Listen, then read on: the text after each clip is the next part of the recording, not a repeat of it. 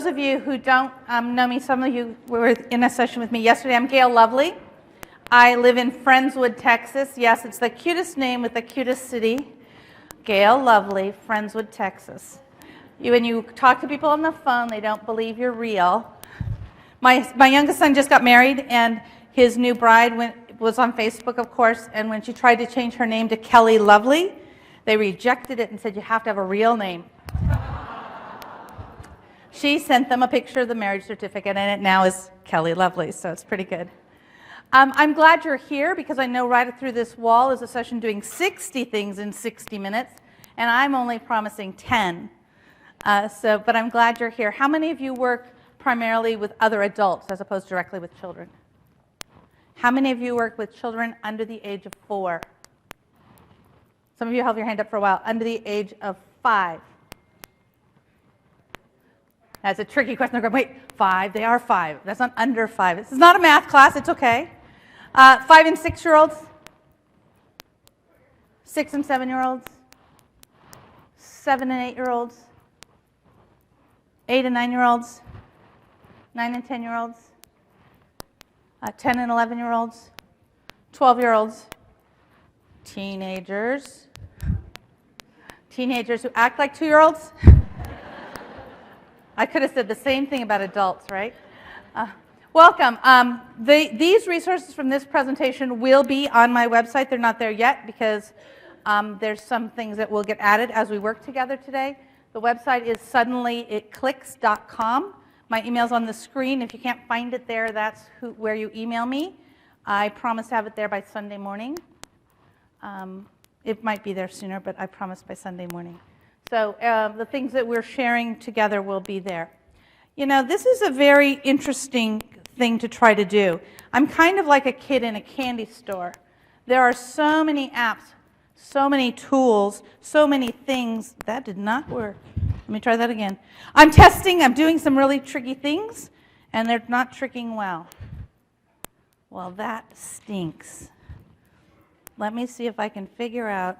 We may have to bail and not do it that way. That is so bad. Take a chance, and it didn't work. Let me try one more time. What I'm seeing is not what you're seeing, so that's kind of the tricky part. Let's try one more time. Nope. Okay. We will bail. Have a backup plan. Write that down. That's an important point. Have to have a backup plan. And I do. So what I had tried, and I'll do some switching and we'll get started, is to really think about pushing the envelope on how I could project my iPad without going wirelessly, because sometimes at conferences wireless is a problem. I will say that I haven't had a lot of trouble, so I tried to go around it just to prove I could, and it didn't work this now, so lesson learned. Anyway, I'm a little bit like a kid in a candy store. I've been working with little ones, elementary, since 1980. In 1982, I got my first classroom computer. It was an Apple IIe. I was teaching in inner city Los Angeles. The state of California had given every school one Apple IIe and a box of software. And I wasn't allowed to have it because I was in a portable classroom and they were afraid it would get stolen. So even though I was in the process of earning my master's in educational technology, they had decided it was too big a risk, my principal. Can't let her have that. It might get stolen, so instead we kept it in the closet in her office in a box. Well, one weekend, kids broke into the school and into the closet in her office and stole all the paint and left the computer. So she then allowed me to have a computer but no paint. True story. In those days, there was almost nothing of value for non-readers and very little of value for young learners. We were happy to have anything. There were some good things. Things came along. But today, right now, is the most exciting time. So we finally have technology that doesn't get in the way. I'm working in a project with a school in Oklahoma where we are working on literacy cubed with 3- and 4-year-olds. It's English literacy, digital literacy, and Cherokee literacy in a one-to-one iPad setting. 3-year-olds picked up the iPads the first day. Most of them had never used one and created their self-portrait, which we put on their wallpaper of their iPads. And that was a 20-minute lesson. So the things are changing, and that really gives us good affordances and opportunities. But it also means that there's over 100,000 education apps in just one app store. It is really hard, and why I ever said I'd only do 10 apps, I have no idea. Here are some of the criteria, and they're simple. I'm not interested in an app, even if it's free, if it's only good for one thing one time. Yeah, we can do the carve a virtual pumpkin for jack-o'-lanterns, but so what after that? The time it takes to install it, use it, and uninstall it because we're done with it isn't worth the using of it. So we really want to pay attention to and be thoughtful of, if we use it over and over again, does it still increase in value to the learner? Or does it decrease in value to the learner? And that's a really important conversation to have. So I think that that's one of the things we really need to be thoughtful about. You'll see in this session, I'm not sharing a lot of programs that are practicing skills or facts, like math facts, or this is a noun or this is a verb. But that's not to say that these tools aren't forever patient and able to be a place for kids to practice. I just think those are easier to find. So I'm going to show you some different things, and we'll have conversation about what those mean. I do think that these tools that we choose, these apps we choose, need to help us do something that we can't do as well, or we can't do as easily, or we can't be in the moment. Because being in the moment is important. If you're teaching kids, how many of you still teach handwriting in your schools? I know it sounds like a silly question, right? But it's a question we have to ask. If you're teaching handwriting, letter formation, whether it's cursive or block print, it doesn't really matter. You're outnumbered. So kids learn to form the letters based on how they look, not necessarily based on the strokes that we want them to use. But if we're using tablet devices, they can't write it backwards because it won't allow them to. So that's an example of how something might be better done with the tool than without. That's not to say we don't still have to have some adult intervention. I think the apps we use need to have an appropriate learning curve.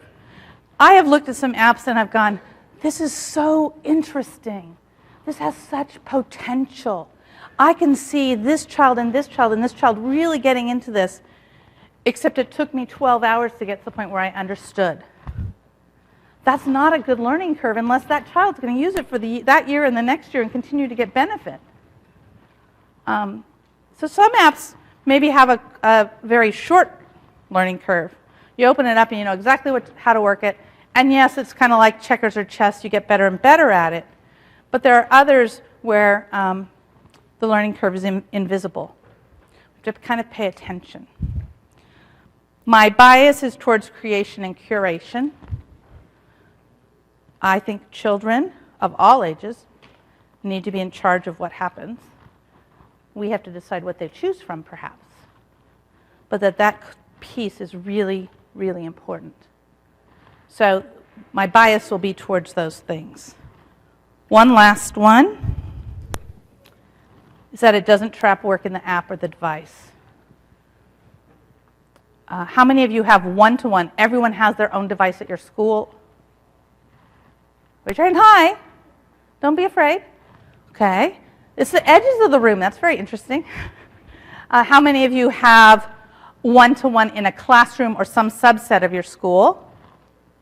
How many of you can check out one-to-one so that you can occasionally have one-to-one? How many of you have one-to-two? Two children share. Okay. How many of you have none? See, now, in the old days, there'd be lots of hands. But if we're sharing or not sharing, it doesn't really matter. If all my work ends up in that device, then it doesn't have any way for me to then give it legs, give it voice, give it expression beyond my device or that app. There are some apps that early on in development of these things we really thought were good, but they always kept everything in close. And I'm not sure that that's a good choice anymore. So we're really looking at that, and it's getting easier and easier to do. So I'm going to switch machines. While I do that, at your table, what I want you to do, kind of like a bingo game, but at your table, I want you to come up with 2 apps you think I'm going to mention. Okay? Ready, set, go. All right, thank you. So as we go through the rest of the session, thank you. As we go through the rest of the session, I know it's not a drinking game, it really isn't. But you can check those off if I've come up with the ones you all came up with. There will be time, which is planned in, that we'll do some sharing. You'll do some sharing. So we'll add those to our list. I am now showing you from my iPad instead. Let's see if that's going to work. How could that possibly not be advancing? Okay, tech guys. Now I've got it. Now it's going. Wow, that was weird. Okay, app number 1, the camera. Did anybody put that one down? It's probably the most important app you have.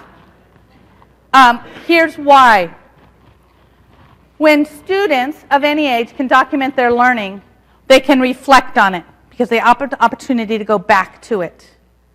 John Dewey talked about how we learn by reflecting, not just by doing. So this opportunity for even the youngest learners to gather pictures and go back and revisit is important. And that's true if it's a 5th grade science fair project or it's a 3-year-old finding the letters in their name on a photo scavenger hunt in their classroom. I have recently experienced for the first time a school where they had locked out all the cameras. No cameras on any devices were working at the school. 20 minutes later, that had ended because I said I wouldn't work with them if you don't have the camera. So the camera is the most powerful. I think there must be some kind of force in us to start utilizing that to really give kids time to reflect. Whether it's reflecting the next minute, the next hour, the next month, or the end of the school year or beyond. But that ability to look at what happened or what I did is important. So the camera is really the important one. I think QR code readers are a second one. Anybody have that down? One person. We think alike. Why do I think that? Well, my goodness, there's so much we can do. This is my favorite QR code reader, Enigma. This link here, if anybody wants to zap the QR code, there it is, to go and get it. Whatever device you open this up with, it will point you to download the app for that device. So if you open up your BlackBerry, it'll give you the app for your BlackBerry or your Samsung or your Android or whatever it is. But Enigma is quick. It does have a setting so that when we use it, it opens up the QR code and shows you what the link is. And then you touch Go Online. I think that's important. I think that's important. There's the link. I think that's really important because we need to teach kids to pay attention to where they're going online. Right? Don't just go. That's kind of like for a good time call, right? We need to be thinking about, well, gosh, where is that happening? This is a pretty cool opportunity. Now, if you have a QR code reader, I'd like you to go to this QR code. It goes to a Padlet. If you don't have a QR code reader, there's the link. Your assignment on this Padlet is to take a picture of something blue and post it. Okay? See lots of, if you have to get up and move over, it's okay. We're an active learning classroom. You can get up and move. When you get to that Padlet, thank you for getting up and getting it. That's great. There's another tool I could have used, which is Chirp. Does anybody know Chirp? Chirp does the same thing with a sound instead of the visual. So I could chirp it to you, and as long as your device could hear the chirp, and you'd chirp on, it would do that same thing.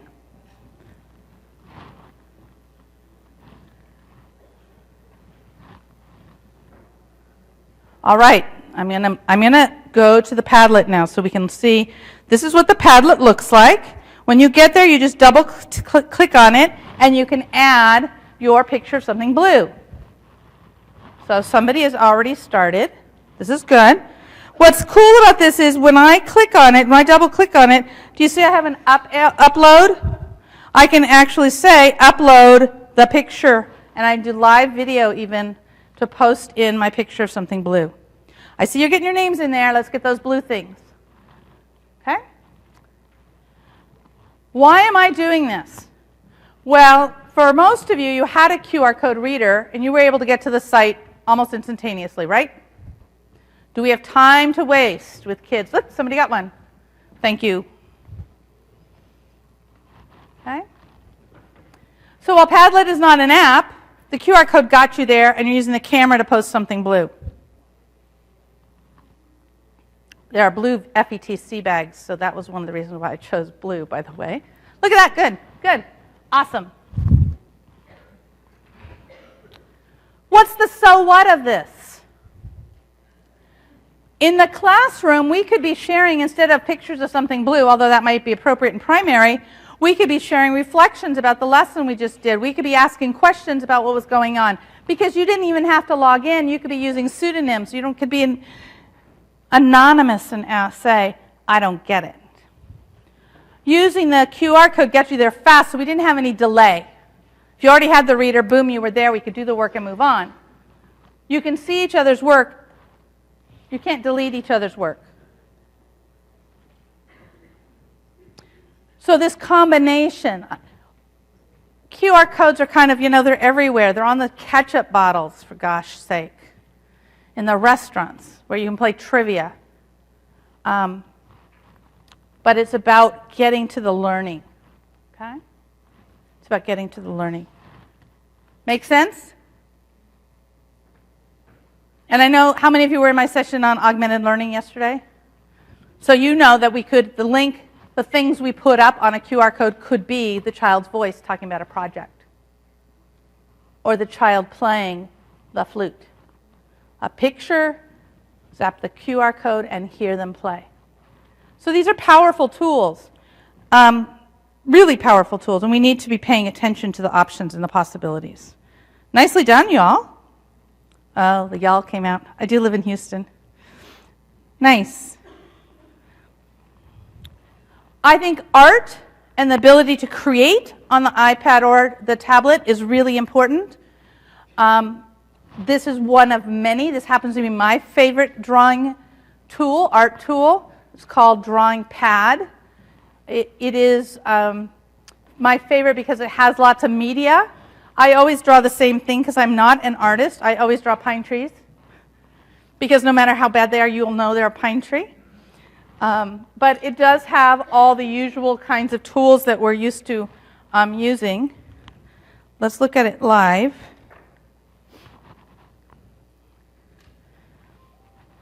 So here's my drawer of tools, and if I choose colored pencil, for example, then I have all the colors of colored pencils, including quite a range, including some fun multicolored pencils. I can go back and choose instead crayons. Well, I should probably show you how they look. So if I choose a crayon, this is a crayon. So it has a little bit of a texture like a crayon. A colored pencil. Okay. The paintbrushes come in two widths.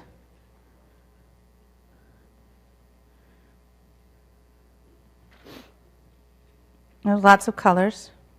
There are some, the younger kids really, and some middle school girls, I hate to say it that way, but it's the truth. These roller paint things that paint like hearts. Oh! So, that begs the question, right? If this is what they're going to want to do, and we want them to draw a mission, we need to have a conversation. I can't tell you, I work for myself. I have a company, suddenly it clicks, and I do professional development all around the world. The number one thing that happens when I go to a school is the complaint of teachers who have a large number of devices is, it's really, really hard to keep the kids focused.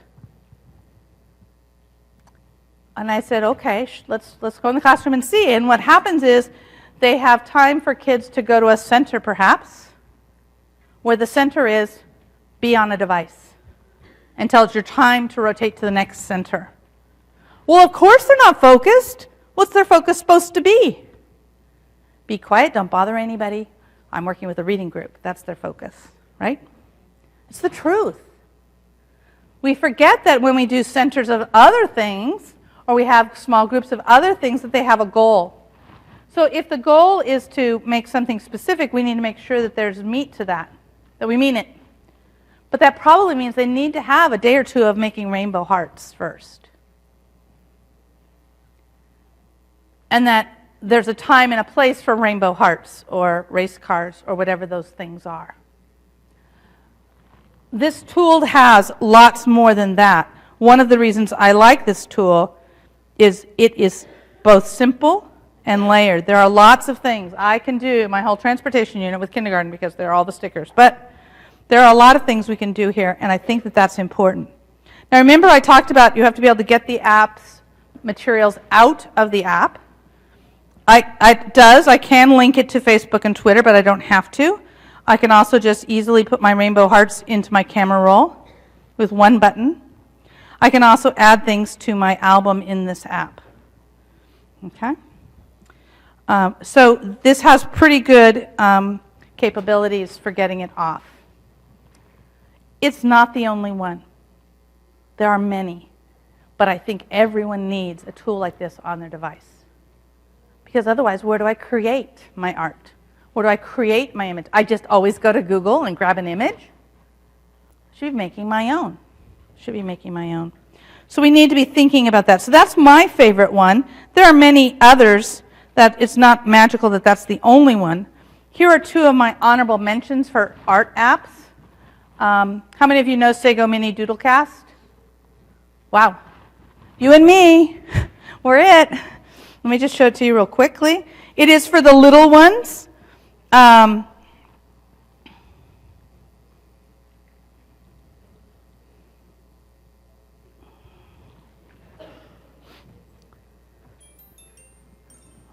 no sound.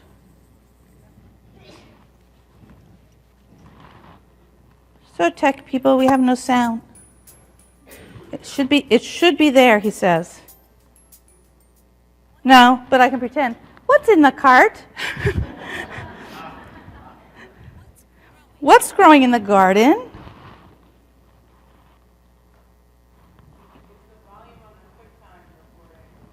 You think? I'm not using QuickTime anymore, but I even unplugged that, but I'll quit it just in case. So anyway, that's all right. We can still pretend. So we can use these prompts if we want, or we can go to a blank page.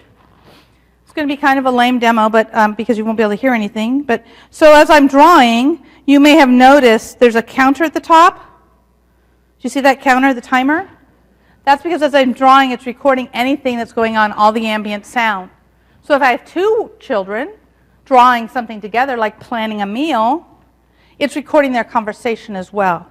When they're done, it actually plays that back with sound. So you would be hearing now blah, blah, blah, whatever I said while I was recording. Okay? So now we're getting the thought and the image together. Obviously, this is for young children, but they don't have to think about recording, which is kind of cool. Sound guy, David, should I unplug and try again because I'm still not getting sound? Try that. It is this green one you wanted me to use, or is it something else? I hate that we have no sound. Well, we'll try one more time. Okay, so that's one. The other one is NGA. You guys never have any tech failures, do you, when you're working? This is the right one? It was the one that was here. Is this gotten switched off or anything? I'm glad I don't have a quick kill switch. That sounds very dangerous. Do you want me to test something with sound again? There it is now. You stand right here. All right, so I'll just show you real briefly it again. See how much better it is? I didn't do the song for you. So here's my thing I did before.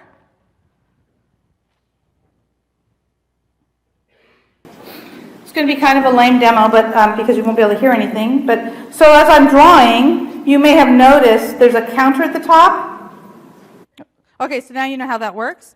There is a lock where I can go in and unlock and save that video to my camera roll, so it doesn't get trapped in the app. Once I get it to the camera roll, I can do whatever I want with it. It's a video. You don't have to have an app to open a video except something that plays a video. I can put on my blog. I can email it to a parent. I can do whatever I want. Okay, does that feel better now? You have to at least hear me. Good. Let's look at NGA Kids. This is the National Gallery of Art. It's a free app. It's another art app that I think, so I'm cheating here because I'm lumping these together. But there are all these different styles of art, and we get to play with the art. We get to make our own. So for example,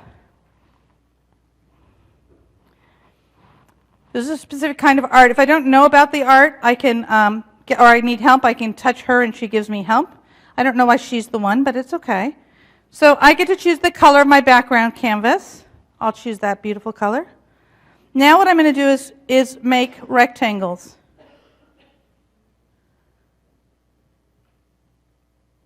Cool, right? Listen how quiet you guys got. Either that or you think it's totally lame. Now I'm making art of a specific style, of a specific artist. I can save these. There's lots I can do with this, but what if I was writing poetry and I was making art to go with that? Or what if I was just a little one and I was learning about how colors mix and I found out that if I put yellow over blue, it makes it green? Or what if I was just learning about artists? And those are all possibilities here. This one's is another one with color, and this one we can actually, it'll do some mixes for us, and we can change all the squares into different colors, whatever we want. But there are also these still lifes, and we can choose a still life that's here and use it as our inspiration, or we can import our own images. I will not use that one I just made that's so beautiful. Let me take a real picture here. Here's the sky from yesterday, and now I'm going to choose a brush. I'll use a big brush so you can see what it's doing. And now I'm brushing over that painting. It's like oil paint. The more I do it, the more smudgy or whatever it gets. If I want to go to a smaller brush so I get more detail, I can do that. Can you see what it's doing? Kind of. If you can't tell what it's doing, I can reveal to go back to the original with one button touch. So what a better way to talk about different kinds of art and different ways of expressing, or to use it as a way to create something to talk about or write about. So that's NGA Kids. It's a free app from the National Gallery of Art. Kind of cool, right? So those are honorable mentions. They are, so we don't count them in my 10, right? Research is big. We want kids to start getting material and information from the net at a very young age, much younger than I ever thought we would. I really like Sling Note. Does anybody know Sling Note? One person? So let me show you Sling Note. And the reason I like this in elementary is the way it, did I already go past it? There it is the way it works. The way Sling Note works, on the left-hand side is a website. I happen to go to Dogo News. But I'll open a new one so we can see. Let me leave this one and do a new one, so you'll have a better chance to see what I'm doing. So I'll go to any website over here.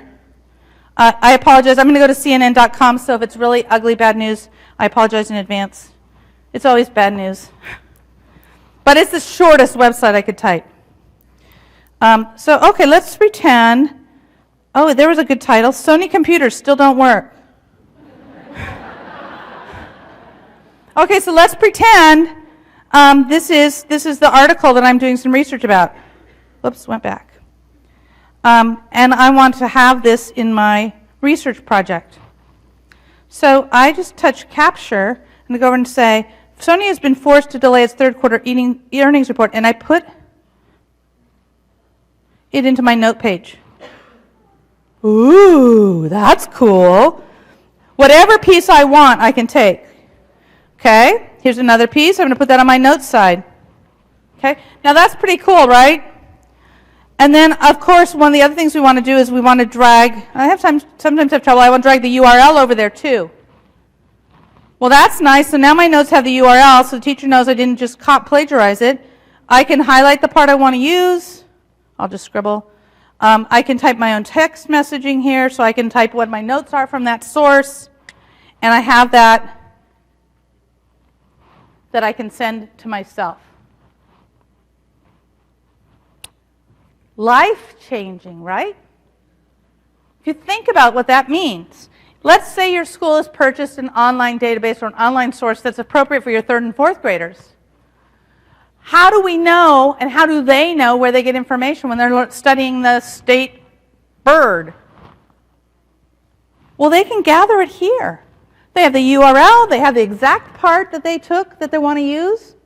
If we have limited devices, they can gather all that stuff, get that stuff off the device, and then write the report, create their pamphlet, make a video, whatever it is they're creating as an end product, but they can gather their resources this way. Make sense? It is, this is an app that's been around for quite a while. I mean, like 3 years? That's like forever in internet years. But I think it does it really well. It's very stable. Yes? Right here, you can email it. You can save it to iTunes. That doesn't mean like to iTunes where people buy it, but your iTunes account, you can pass files that way. You can put it in Dropbox, which is what I usually do because I love Dropbox, because it's kind of platform agnostic and it's free. Or they can open it as a PDF in another app on their device. Or they can print if they have the ability to print directly from their iPad. Think about that if you're the teacher who has to grade research projects and you think someone's plagiarized, you've got their sources right there with a live link. Right? So I think that's pretty cool. I think it's pretty powerful. If I'd had it when I was in grad school, I might have not gotten a B. I teach online. When I showed it to my students, they were really angry that I was the last class before graduation. So for researching, even young ones. Yes, ma'am? It doesn't currently link directly to Google Drive. So the workaround that I have a friend who does, she puts it in her Dropbox and moves it then to Google Drive. I imagine that they may someday integrate it. They don't now. There is another app out that's trying to do a very similar thing. It seems to be a little more glitchy. So I can't recommend it. And it does go to Drive.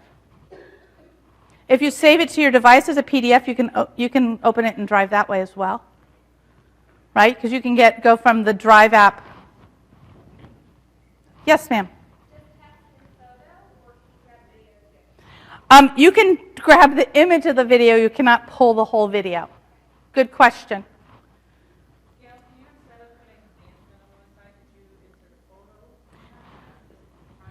If the question was, can you put a photo on the left? If the photo's online, you have the link directly to the photo. You certainly could have the image there. It has to be online, except the other option is this Sling Note comes with a calculator on one side. So that opens up a whole nother opportunity, right? We have a calculator. We can load up some kind of word problem kinds of things, and we have them together.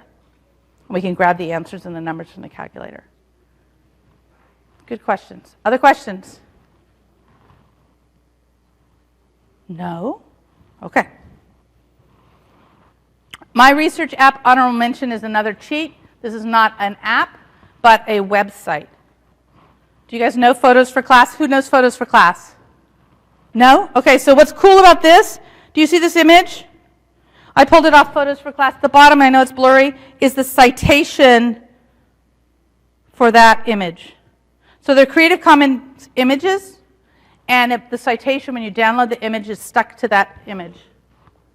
Awesome. Awesome. Is child safe? Let me go there and show you that. So here's what the website looks like. Photos for Class. If I'm looking for pictures for frogs,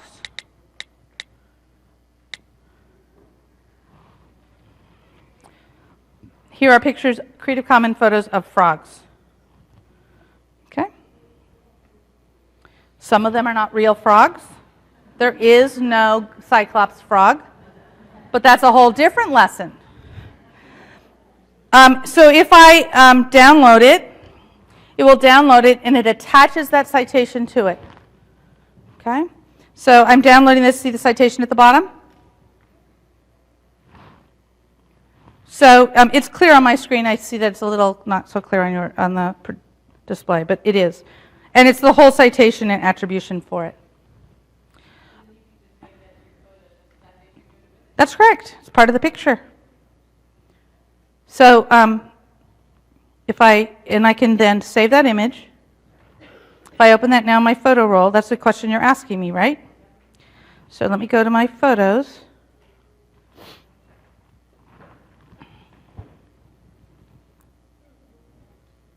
The citation's there on the bottom. Think about how many times I used PowerPoint and Creative Commons images and had to get the image, put it in a file, get the link so I know that I'm not cheating and stealing people's things, because even if they're Creative Commons doesn't mean you can do them without citing them. This is going to save me a whole lot of time. It's one I just found this week. So, anybody already know this? Only one person maybe. So pretty cool. So if we're doing research, we can use that. Those that kind of citation thing is, I think, pretty handy to have. Good? Yep. How many of you have blogs?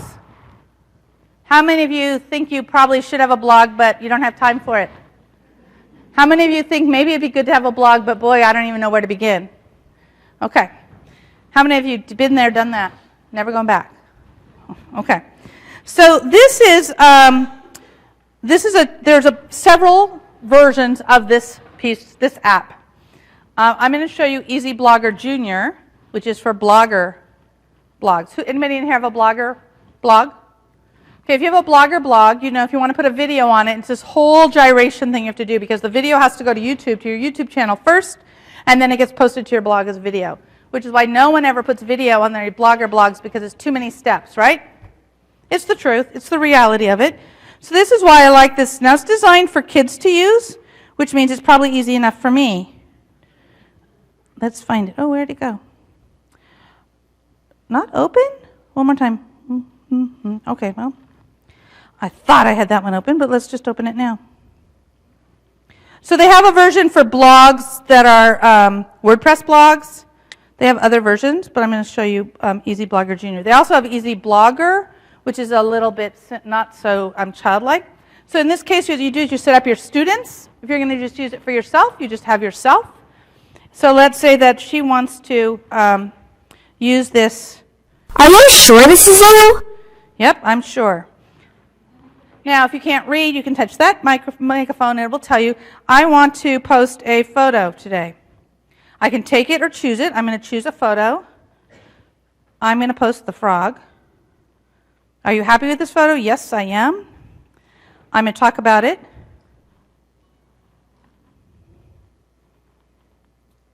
Hey guys, this is a frog.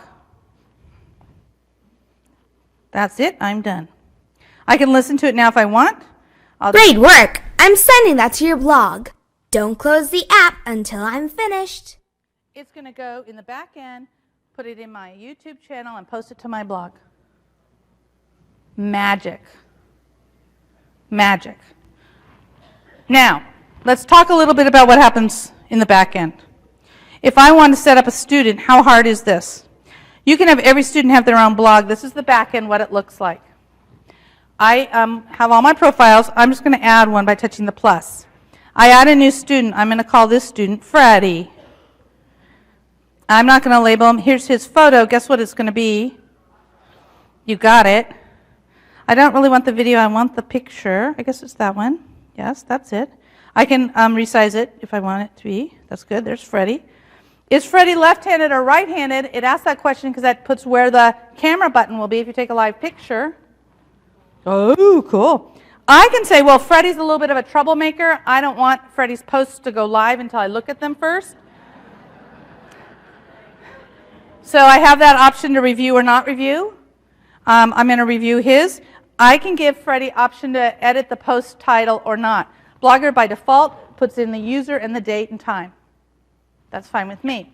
If I'm working with little ones, if I'm working with third, fourth, fifth graders, I want them to come up with main idea. I want them to have a blog post title. I'm going to have them edit their post titles, right? And then I can choose any of the blogs that I have. I only have 2 here. And connect this account to that blogger blog. Okay? So it's that simple. I chose which one he's going to go to. I update that profile. I'm done. Freddie's now in my class, and Freddie can post to the blog. Yes?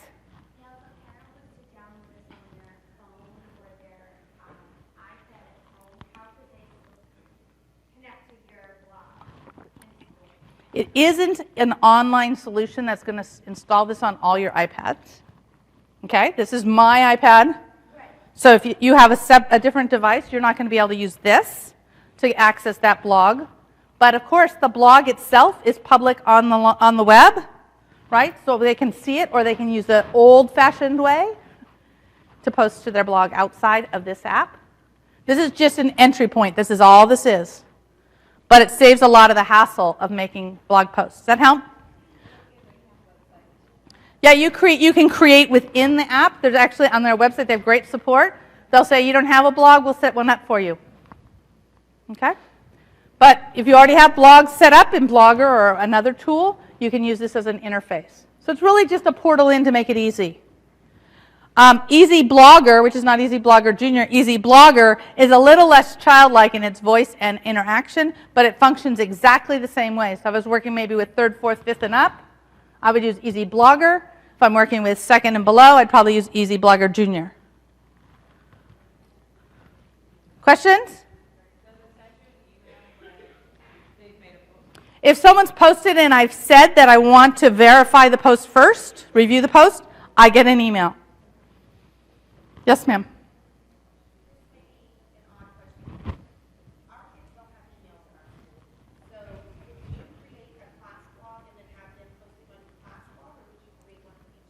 I could do it. I can create separate blogs for all of them.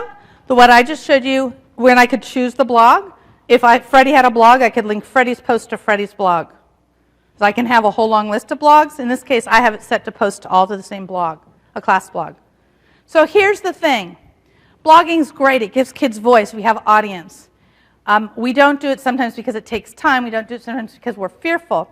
But I had this idea, because I work a lot of places. I was intrigued by what happens in the north, the far north, where I'm working in Oklahoma. It's not even north. To take kids, elementary kids, out for recess, it has to be above 27 degrees. So when they're going to go out, they have to put on boots and mittens and jackets and all this stuff, and the end of the day is chaotic because there's bus riders and, right? Last 10 minutes at elementary school day is the worst 10 minutes of the day, right? Chaos. And if they have to put on 18 layers of clothes, it's even worse. So I'm working with some schools, and I said, you know, you hate that part of the day. Let's do something different. So what they're doing now is the pretend bell is ringing 15 minutes earlier. They're gathering all their stuff, they're doing all that, they're sitting down as a class, and they're saying, these are 3rd graders, what was important that we learned today? And as a class, they're writing that on their blog. They're doing it as a class right now. When the kids leave, the last thing they've talked about is what they put on the blog about what they learned that day. It takes those teachers less than 10 minutes. And they leave happy. And they leave without chaos, because they did the chaos already. And the kids walk out the door saying to the parents who pick them up, you got to see the blog. There's a picture today of what we built or what we did.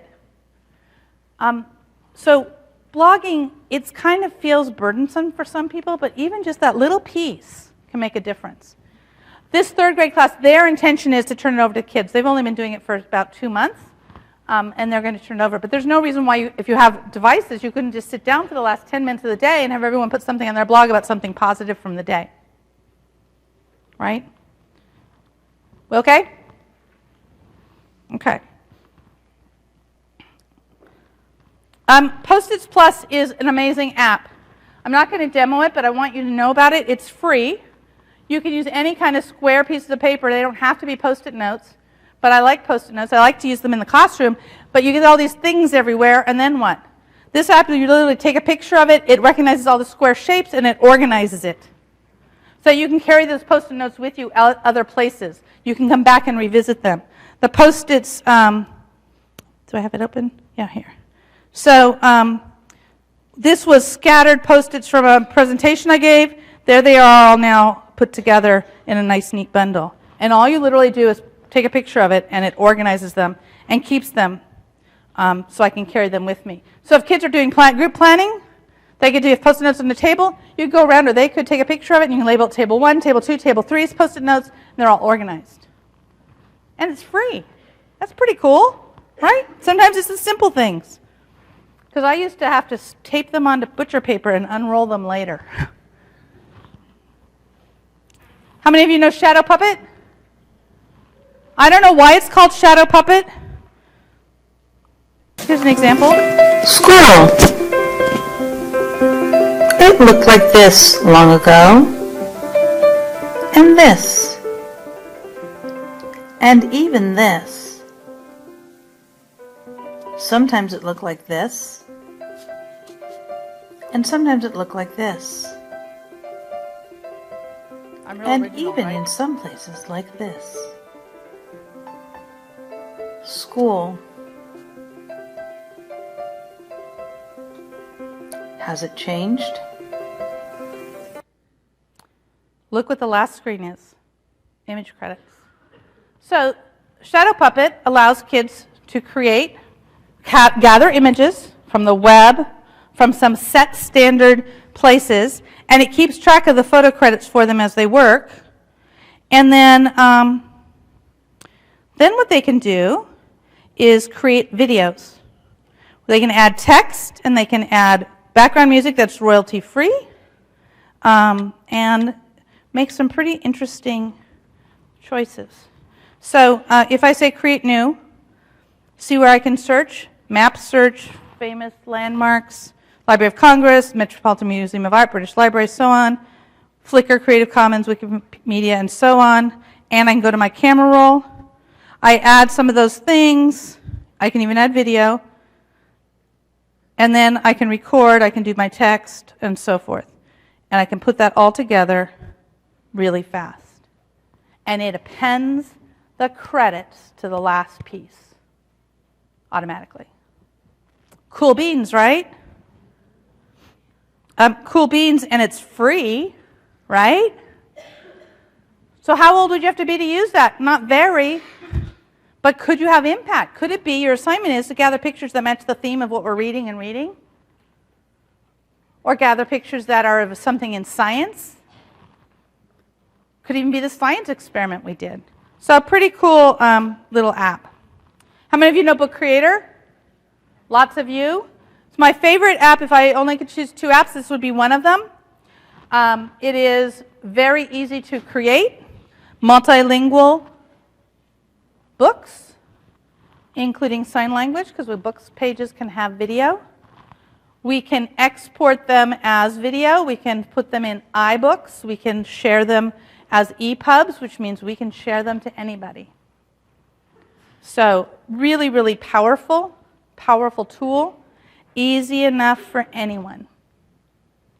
Some of the schools I'm working with are using it as a student self-created portfolio tool, where they're taking pictures of work that they're doing that's not on the tablet, and then writing or speaking about it as a reflective piece. As young as kindergarten, they're doing that. Explain everything. How many of you know Explain Everything? How many? Okay, that's what I've been using to present this whole session. It is a really powerful tool. It allows us to do a lot of interesting things. You may have noticed I was going to live websites while I was still in Explain Everything. Right? I didn't ever leave Explain Everything except to open another app. It does some really special things. So like this is the polygons in Newfoundland, my husband's standing there. If I want to annotate on this, if I want to do something there, one of the things that's cool is that annotation will shrink and grow with that thing. So I can put that aside and do something else. I can do the recording of it. I can do all sorts of things. As I mentioned, I can have a live web browser in my Explain Everything. Sorry, once again, it'll be cnn.com just because it's quick. I can annotate a video. I can write on a video. I can do all those things all within Explain Everything. So this is a live website, so I can choose different things here. I can play those videos and I can write on them. I can then put it small, and now it's just an object. When I come back to this Explains Everything later, I can tap on it 2 times and it makes that website live again. It's like magic. Like magic. You will not, it's just amazing. It seems like there's an awful lot going on here. Yes, there is. I do want you to know that one of the things that's pretty cool about this is all the ways we can save.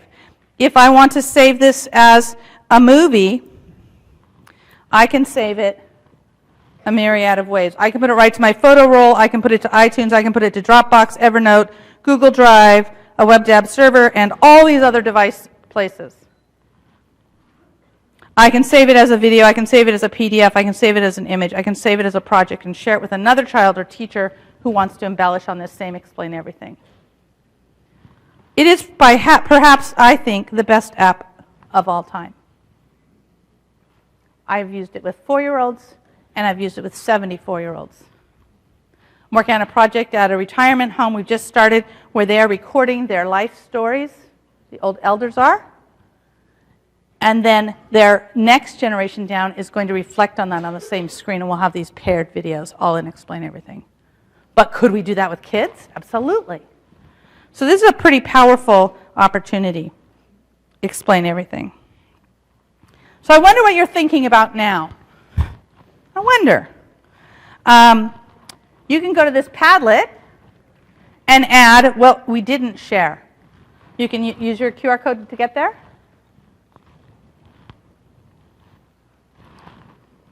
That little window right here is where it's going to pop. They're going to pop in and populate because that's a live browser window.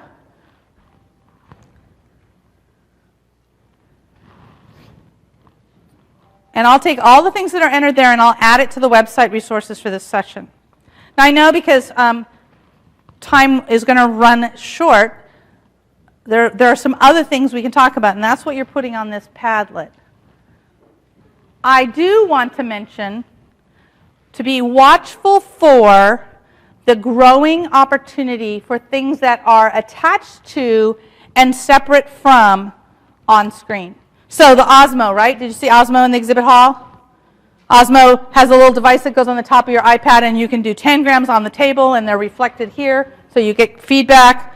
Or you can do some other things on the table, that kind of thing. I think we're going to see more sensors for these tablets, so we can do temperature sensing and all of that, a remote from the tablet. So that kind of linking together is going to be happening. So I think be watchful for those because we need those tools. Because we're going to be out of time, I want to mention one other thing we're going to see. And those of you who were in my session yesterday already know about this, but I'll mention it. This is not my top 10 app, but what it shows might happen may be in one of my top 10s. This is a little app. I'm going to change off of the screen, so if you don't have that link, write it down real quick. This app is called Tortoise and Hare. It is, the app itself is not what makes this special, but I'll show you why it's special. Apologies to those of you who were with me yesterday. So this app is the story of the tortoise and the hare. Well, that's all interesting and good. It's a good classic story, but child draws the coloring sheet. All of the colors in this coloring sheet are going to be the colors of the characters and the environment in the story itself. So it's capturing that. See, it's a polka dot hare. Now, the world is like that. Okay, well, that's just 3D reality. That's kind of cool. But what's really cool to me is when we read the book, I've lost the sound again, but when we read the book, do you see that he's got the colors of the drawing the child made? The child made. One of the teachers here made. I'm sorry you can't hear the sound, but that's what's going on here. So any colors I choose are going to be part of that story. The reason why that's important is think about what that means. That if children can create their own world in a book, then it's their world and their story. How many of you saw something you might use? Awesome. You know, it's almost the end of the conference. I know your brains are tired and your seats are even more tired, and maybe your feet as well. I appreciate your time and energy here today. Don't hesitate to get in touch with me if you have any questions. Thank you so much. Thank you.